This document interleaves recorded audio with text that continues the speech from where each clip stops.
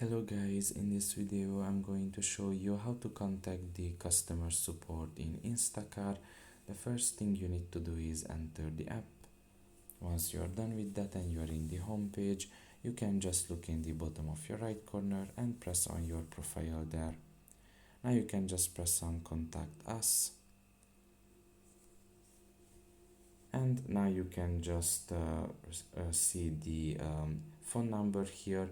It will automatically enter the phone number in the dial section of your device, and after that you can just simply call this phone number, and they will answer you if it is daytime and it's the working period.